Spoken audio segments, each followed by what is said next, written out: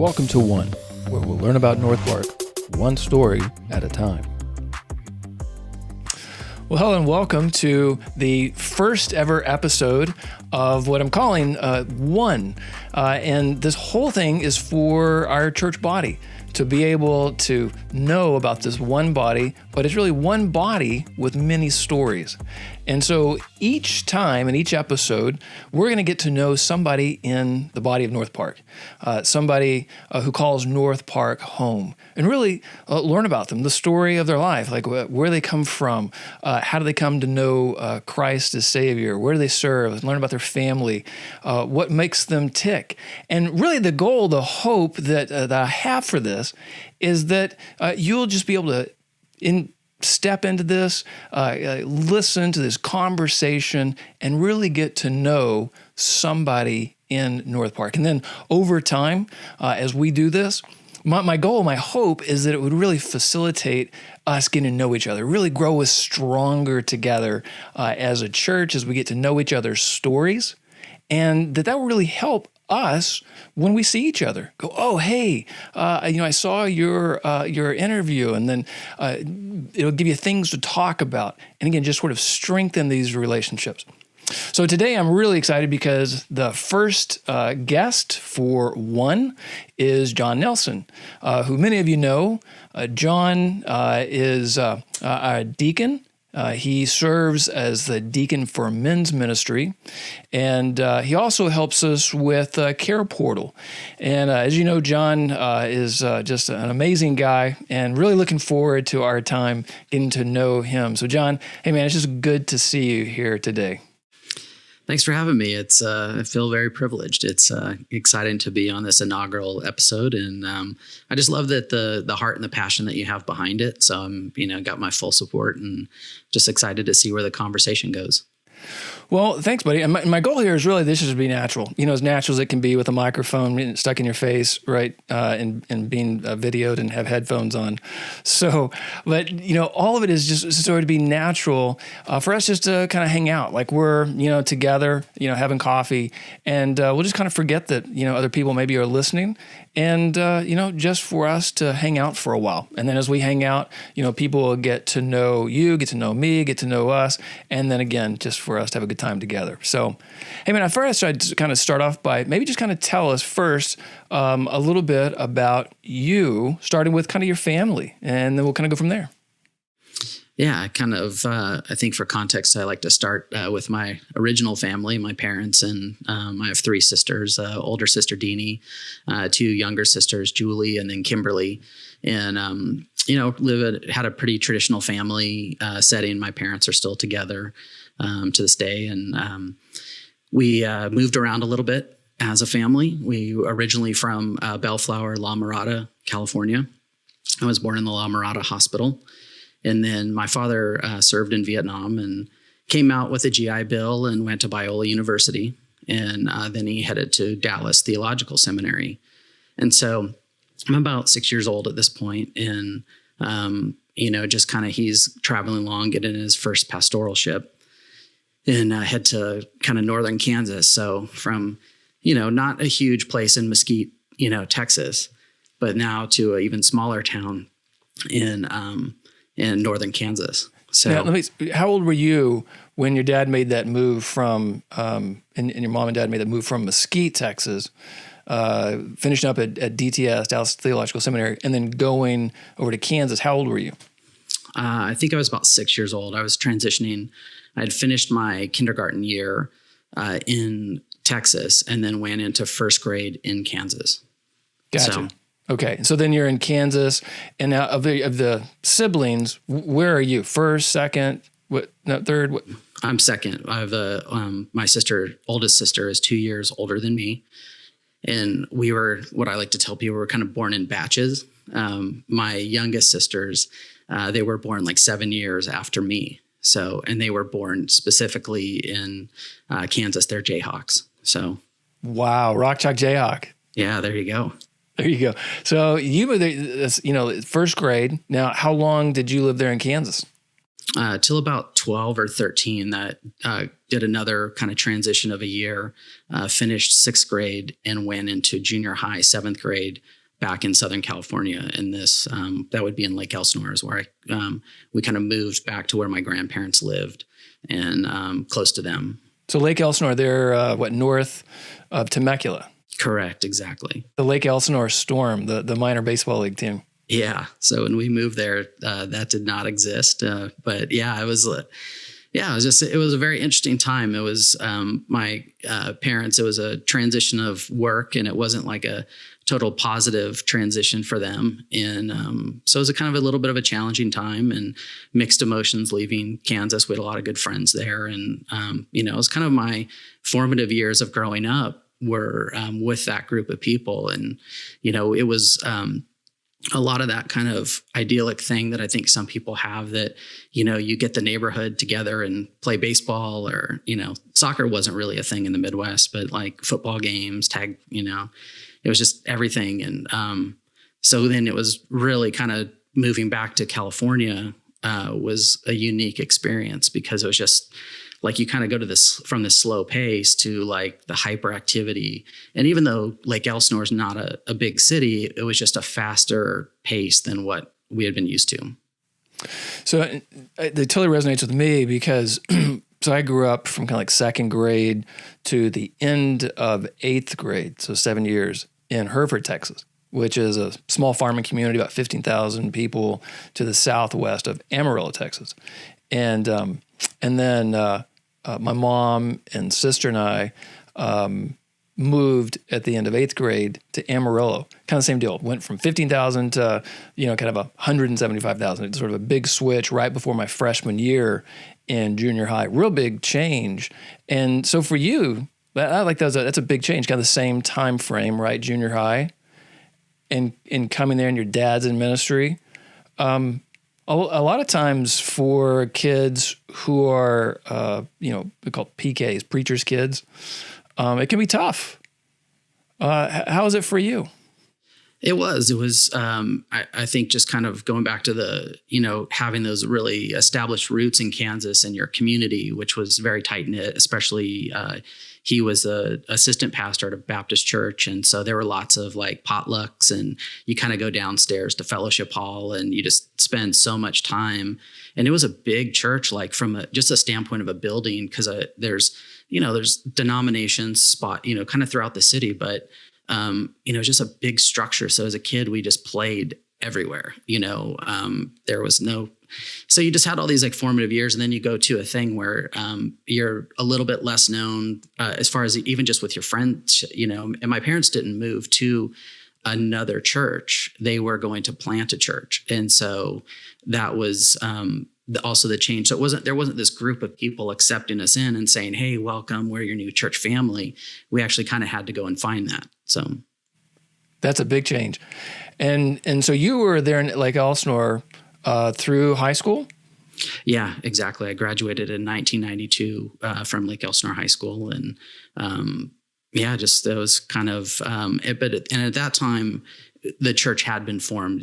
They started with a house church, and then eventually it kind of grew from there. And he got involved in the Calvary Chapel system, and so that they established Calvary Chapel of Temecula, really before any other Calvaries existed in the area. So it was unique. Well, let me just ask you about sort of your spiritual formation and kind of when did you come to faith in Christ? I mean, you're a preacher's kid, and that's sort of like everything. Sort of that's what you always knew in a way. So you kind of grew in that, and things were great in Kansas. You come to Lake Elsinore, things are different. Dad starting a church. For you, kind of tell me your spiritual journey. Like, how did that go? When did you trust in Christ? Were there any rocky points along the way? Yeah, definitely. And that is it. What you kind of mentioned was that I grew up in the church. It became a place of comfort and kind of, I always kind of look at it as home, to be honest with you. And it can be going into any church, there's just a peace about walking into the building and being in a sanctuary and whatever people title it.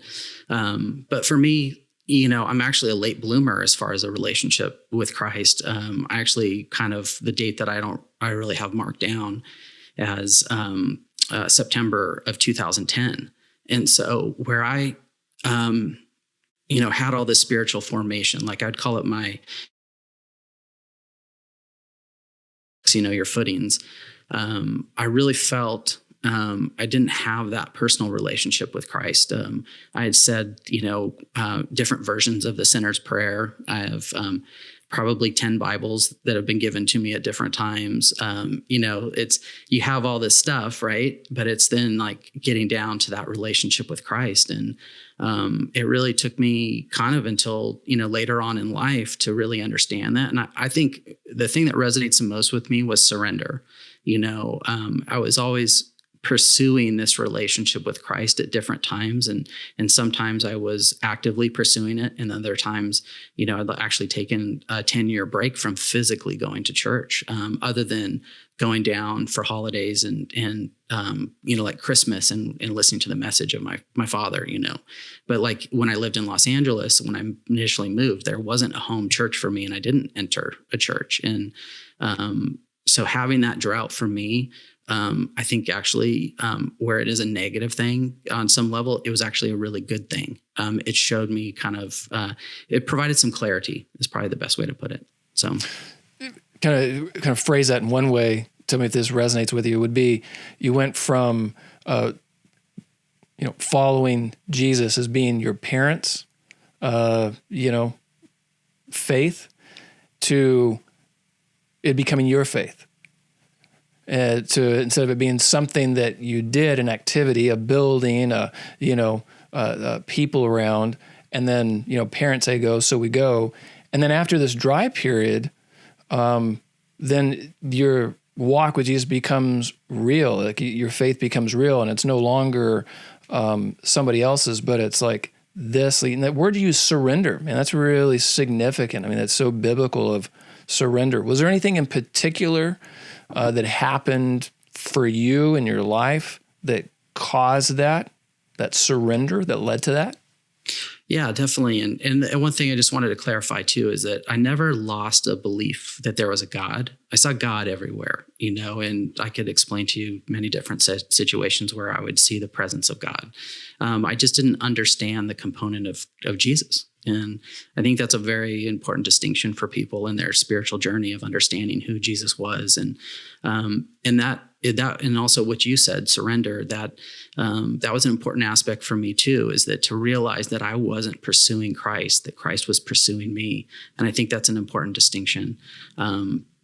And then to answer your question, yes, specifically, I was on a job. I'm, from time to time in the film industry when we're actively doing these things. And so I was in Chicago and I was there for about 3-4 weeks on a project and basically living there away from my wife and family. And I just had a really difficult moment. And I was in a hotel and I feel, woke up at like 2 a.m.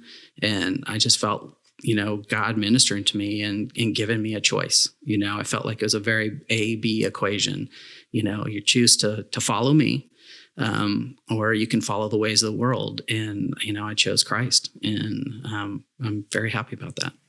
Wow. So really significant sort of this point in time, really choosing, I'm following you, Jesus.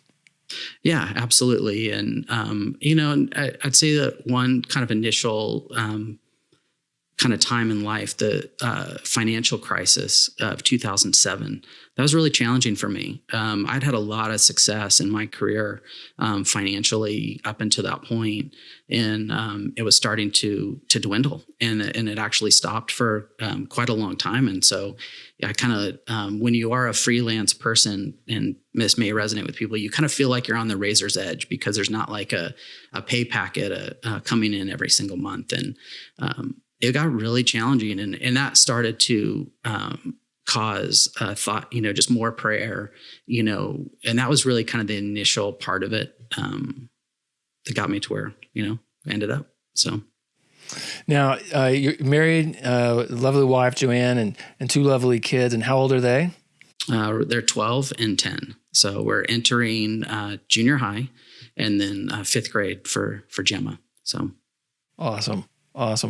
Great years, a lot of fun. My kid's going to be a senior this year in high school and a ninth grader. So it's been a while since they've been at the same school, and kind of this 1 year before my son heads off to college. So a unique time and a fun time. So now you're at NorthPark working with the men's ministry, and kind of what drew you to men's ministry in that using your gifts there? Yeah, it was it was really God at work in my life, and I just kind of have to give it over to His plan. I really honestly didn't intend to serve in the men's ministry. I hadn't thought much about that. I'm kind of a tables and chairs guy. I'm down for setting stuff up and kind of being more behind the scenes. And the spiritual gift of helps and serving. Yeah, it's a happy place for me. And so I just had a person, I'll just because we're connecting here, and he's another church member, Eric Halbrin, had coffee with me, and we met together for about an hour before church one day, and just started talking about men's ministry. And honestly, it's just kind of spiraled from that conversation on, and to where I am today. That's awesome. Well, and I think that's such a picture of how, for most people, right, how you get involved in ministry is, it's kind of taking that initial step, and that little step, and then that leads to another one. And I think it's just that faithfulness to take that first step. Before you did, were you hesitant? Were you afraid? Were you, was there anything that sort of maybe holding you back up to that point to kind of take that initial step to serve? Yeah, absolutely. Because I'd never been leading a ministry like that, and we were having a transition of somebody that was leading the men's ministry moving east due to a job change, and so the form and the function, and how many Bible studies a year do we have? Like, how many activities? I had no kind of context for that, and so that was really challenging. And just back to what you're saying, and that's the encouraging part, is that I've learned as I've aged to say yes and to get uncomfortable. And those were two things that were really important in the story. Is that when the opportunity arose, I just, there's something that said, do this, and I was very, very uncomfortable. But I find that God, I feel like that's the grace that He brings to it, is that He brings kind of that comfort, and like, we'll do this together, and I'll surround you also too with people to help you. Wasn't that true? And that is just it's kind of a principle, spiritual principle, that, if we stay in our comfort zone, we probably aren't going to grow. We typically aren't be challenged. We're right. We're just sort of either moving forward, or you're really not moving at all, right? In the sense, you're really moving backward. And it's that sense also in our walk with Christ, is that sense of being willing to be uncomfortable and go through challenges, and be willing to let the Lord take us into a place where we don't really maybe feel equipped or prepared. And quite often, that's really the best place we can be, is in a place where we're a bit uncomfortable, a bit unprepared, because we're going to grow, and we're also going to lean on Christ, right? We're going to have to lean on Him more, instead of just thinking, hey, I've got this whole thing worked out, and I've got this, Lord. You can take it. You can take a rest. Go off and chill for a while. Yeah, it is. It's really important, and I think that you're when you have that feeling and you don't have it all figured out, then you ask people into your situation to surround you and support you, versus and that was the one thing I didn't want it to do, is to be my ministry. Oh, well, that's, John Nelson from the men's ministry. It's his ministry and his thing. And it's like, no, it's not my thing. And that's one thing I've really learned about being a deacon. Is I'm here to help, and I'm here to minister to you. So if you have an idea and you have something I can surround you and give you, pour into you the knowledge or the things that I've learned to help guide and grow you. And I see it more, really, it's that servant leadership. That's really kind of where I come from, is that's kind of the leadership model I follow. And so how can I help you and grow you? That's mine.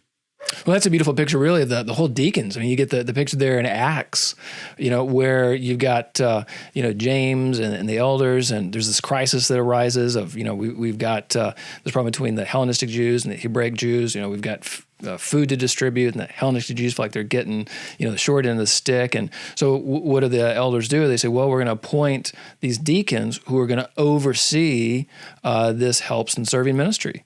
And then what they did is, they set up really that system for other people, other Christians, to then be able to use their gifts in administration and serving and mercy and all of that. And so, that's just a beautiful picture of how the body works best when it's equipped and when people step in, and use those gifts and serve. Even when we step in and go, man, I don't really know what I'm doing, or I feel unsure. I feel like, man, there must be tons of other people who are more qualified.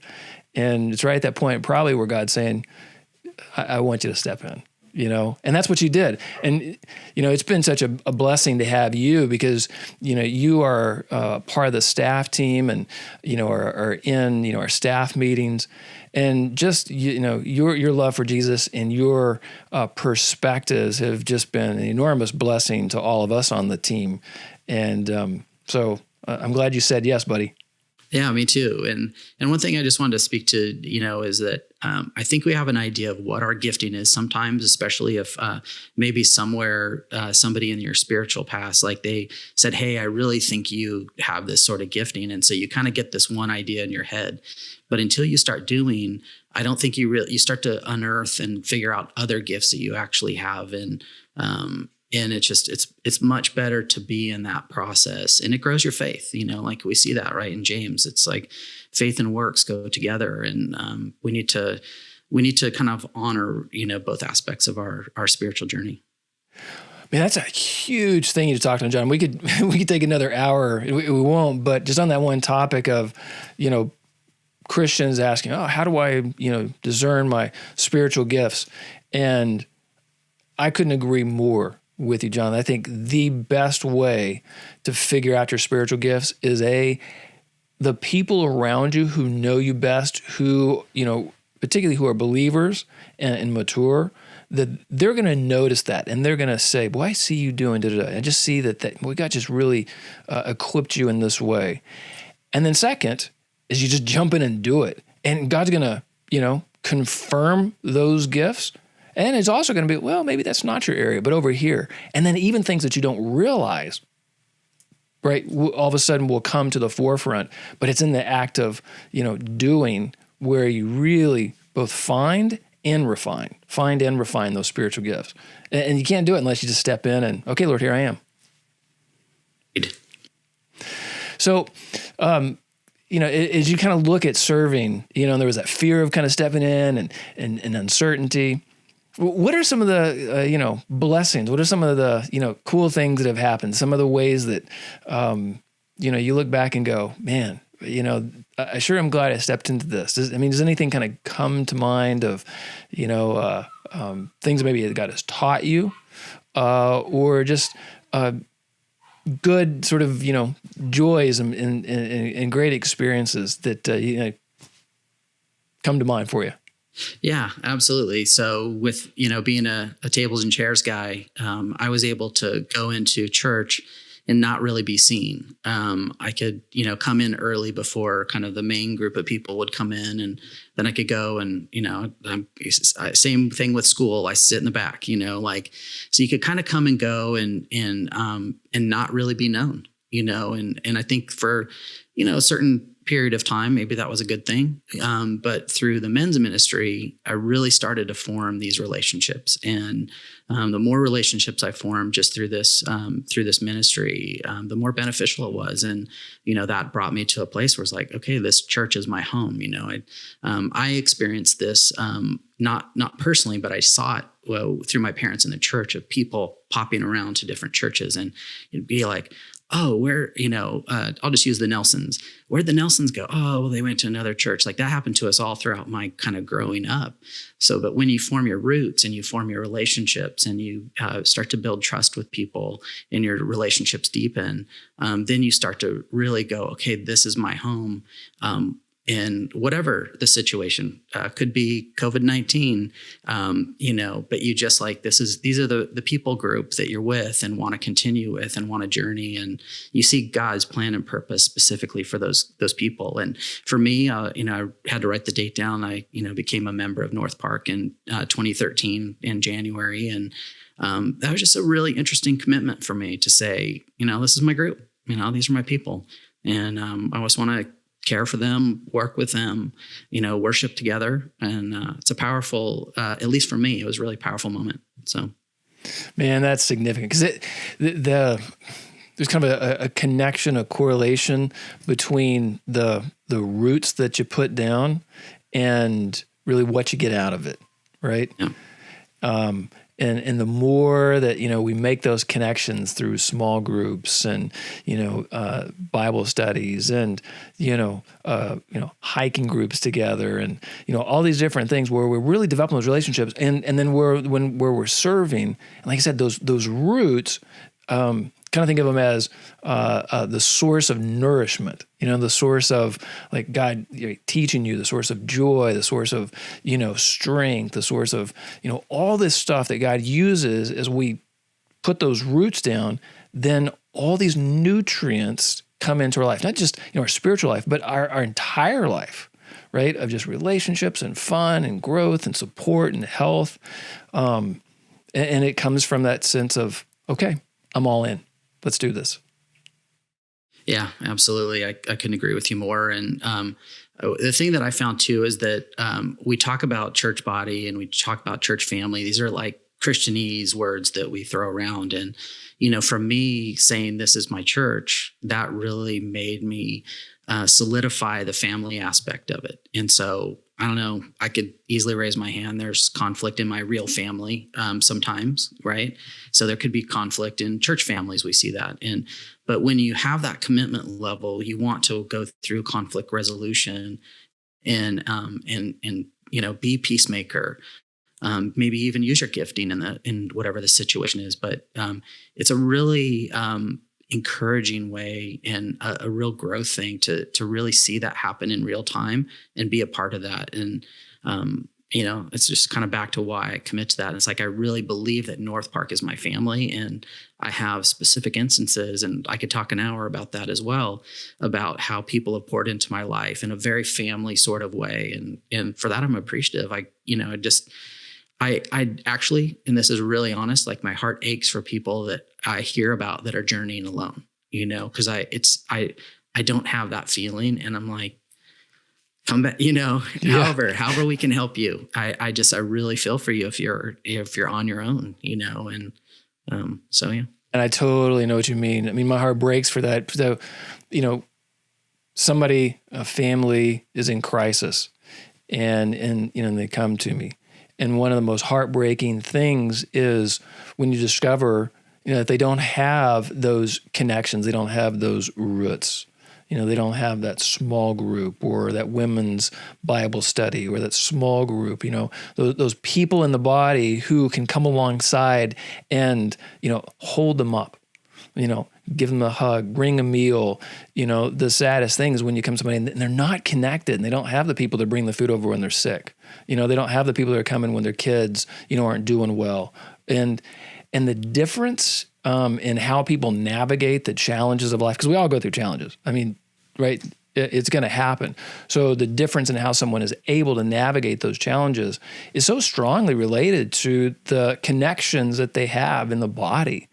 And I just know for myself, for Lori and I and our kids, having those connections and just the significant way that they have strengthened us, enabled us through, so many times in so many different cities. And to be honest with you, it's a lot of times it's hard to make those connections, isn't it? I mean, and for some people who are just, completely extrovert, it maybe is more natural. Like my mother-in-law, she's just the most extroverted, person in the world and just absolute, delight. So forming friendships with her is just like breathing. She breathes and she's got 2 new friends, but for a lot of people, it's not natural and feels awkward and unsure. And boy, sometimes I just wish I could help people understand it's so worth going through the awkward part, going through the 6 months of like being like, I'm not sure about this. I'm not sure about this group or these people, and and just get people to realize, stay at it. Like, just stay at it.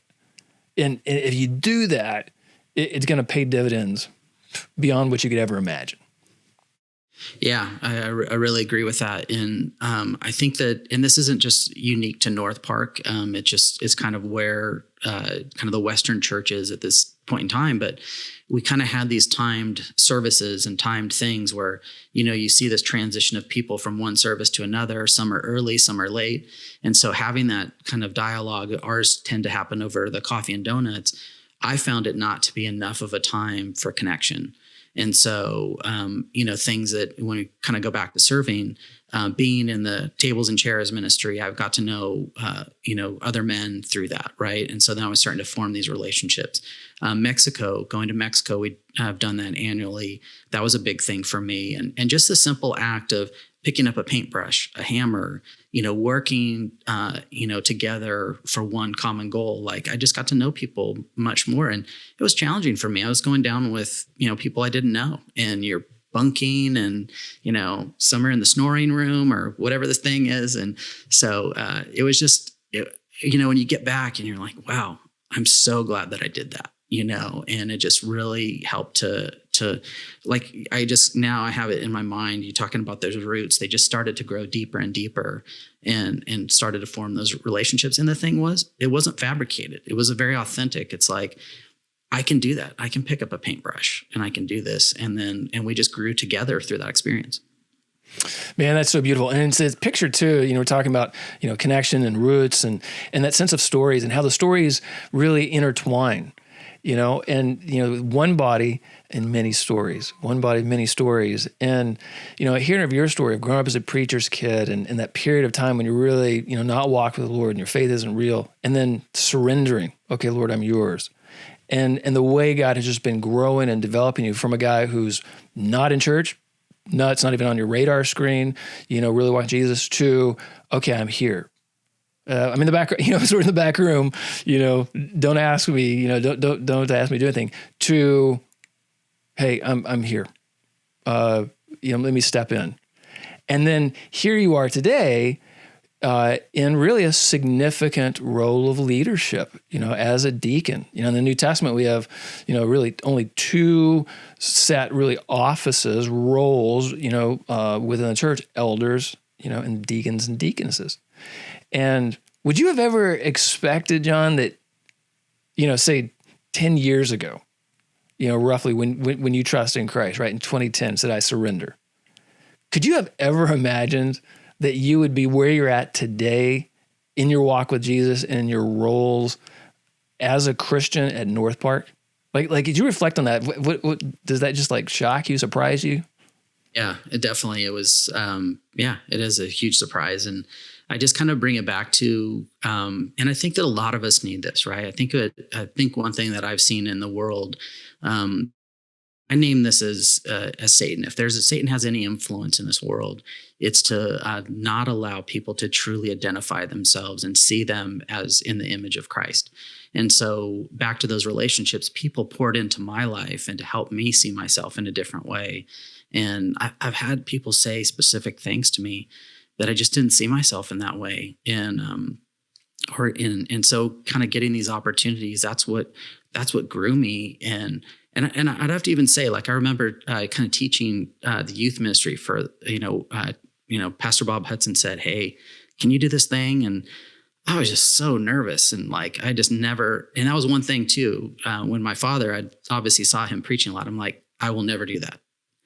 And there you go. And, so it takes people to see things that you can't see in yourself. And now I'm so grateful that people saw that in me and kind of poured in loving, generous, these, kind of the fruit of the Spirit sort of words to me. And it's just been really, really healing for my soul and for my identity, and just brought me to a different place. That kind of what you were saying, that start and now ended up here.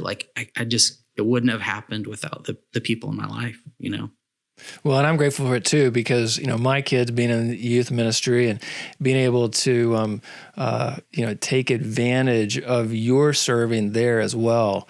And I remember my daughter coming back from a camping trip that you guys were on. And she was just like, you wouldn't believe what John Nelson, like the way he cooked and like the whole spread, and how you had just so lovingly, worked out the whole menu and all the different parts to it and cooked for them. And she was just blown away that like on a camping trip, there would be such a spread. And she was like, it was amazing, and it's that attention to detail and that love for the kids that, was a blessing to her in just one of the small ways. So, another skill of John Nelson, whenever, you see John, get to talk to him about how to be, a gourmet chef over, the campfire. Yeah. And it's one of those things. Again, it's just, I had no idea. I mean, I enjoyed cooking, but I've never cooked on any sort of scale. We have 4 people in my family, and so I had no idea. And it was just, but you're right. The thing it was a blessing to see the kids, and taking something that they maybe had to do, it gave them more time for connection around the fireplace, or, whatever it was. And that's what I really wanted to do. Let them be kind of just free in this environment to form relationships and just enjoy themselves. And so, yeah, I had no idea I could do it. So there you go.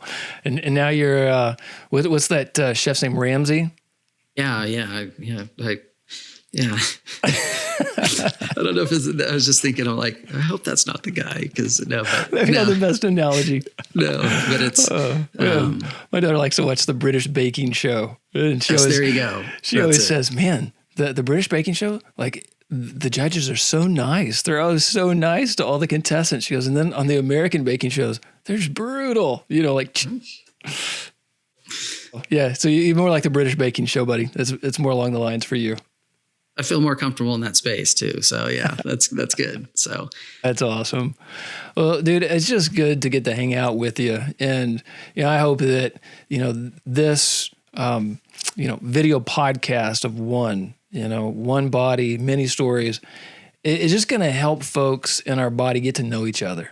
Particularly, right now, as we're, going through this, pandemic and social distancing and all these things, I just feel like it's ever more important that, we kind of take extra steps to be able to reach out to folks and get to know folks. And so I appreciate you, man, for being the guinea pig for this first kickoff. You get the banner, and have to send you, a big plaque, nice. with the first one. But I really deeply appreciate you for doing this, my friend.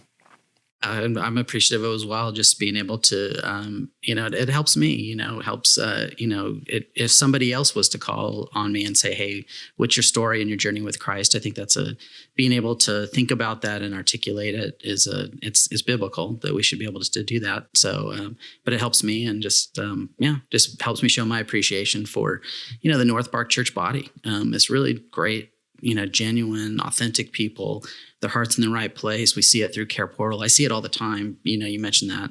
I see the back end of what happens, and, the people outpouring, especially from a financial standpoint, or even, I've stories about a couple guys delivering a fridge, and it's like hard, and it's not like the right timing. They're fitting in between work, but, that just grows my heart, and it grows our faith. And so, yeah, I'm appreciative as well, and just happy to be a part of the church body. So thanks for having me. Well, it's a pleasure, buddy. Well, now I'll let you go and let you get back about your day.